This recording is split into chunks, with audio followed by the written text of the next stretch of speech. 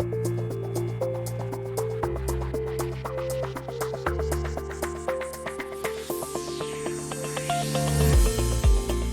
Amalia Sax-Bolder, and I'm a shareholder at Brownstein Hyatt Farber Schreck in the litigation department. I focus mostly on bankruptcy and restructuring work. I also help form and lead a team of 12 attorneys at the firm to work on LGBTQ rights work.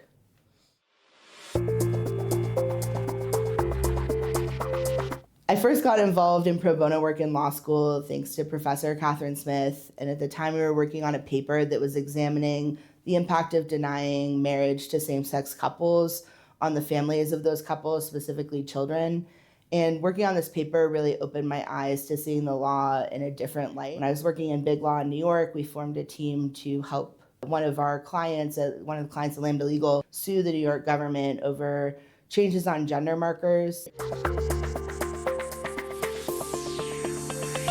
The focus of my pro bono work today still revolves around LGBTQ rights and advocacy and impact litigation, as well as working specifically with members of the LGBTQ community. We work with the Colorado Name Change Project. I'm a referrals attorney for them, and through that work, I've helped people change their names to match their true gender identities. It's really, truly a life-changing experience for them.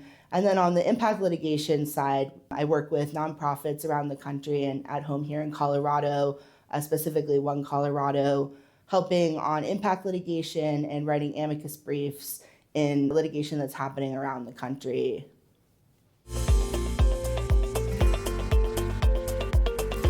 This type of work is important to me because I can help give a voice to people who aren't always heard within our legal system. Also, working with members of the LGBTQ community, I can help them navigate systems that aren't always easy to navigate and sometimes can be really complex and burdensome. Also, this work is very personal to me as a member of the LGBTQ community. A lot of times I feel like I am fighting for my own rights and fighting for rights of my loved ones and my chosen family. And that can be a big motivator. It can also be very painful when we face losses, but it keeps me going and it keeps me wanting to continue within this work.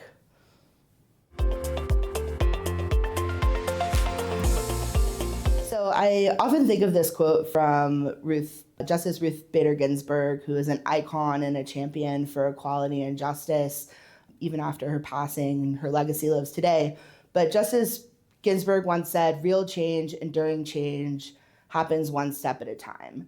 And I think this is really important advice for people who are both just getting involved in pro bono work, but also people who are continuing on their pro bono journey. You're never really going to be able to change a system overnight.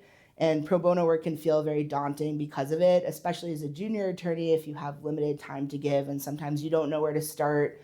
Just doing something can really help, especially when you're working with members of the community. But it's also likely they're going to tell their friends who might come to you for help. And over time, you really can help create systemic changes. I think this quote is also really important because pro bono work requires a lot of endurance. You're going to face losses. They can be devastating losses. And having that moment where you think about how change happens over time and you can't turn to apathy, you need to continue with this work. I started my pro bono journey with Catherine Smith, and recently we connected and we had an opportunity earlier this year to write a brief in the Mahmoud v. Taylor case, which was with the U.S. Supreme Court. The case was examining the rights of parents to opt their children out of being read stories with LGBTQ characters. And we wrote a brief. We worked with students engaged in Advancing Texas, a youth-led organization, and they were going to be speaking in front of the U.S. Supreme Court after the oral arguments. So my partner, Travis Chance, and I, we worked on the brief together, we packed up our bags, went to Washington, D.C., met Catherine and her team, and I woke up at 2 a.m. in the morning to sit outside the courthouse in the line. I was the last person who was let into the courtroom. It was incredible to see the justices examine the issue in person, and afterwards just being able to be outside in front of the courthouse, supporting our client as they made an incredible and motivating speech. I think, in the past year, LGBTQ rights have been a very challenging space to do pro bono work in, facing a lot of losses.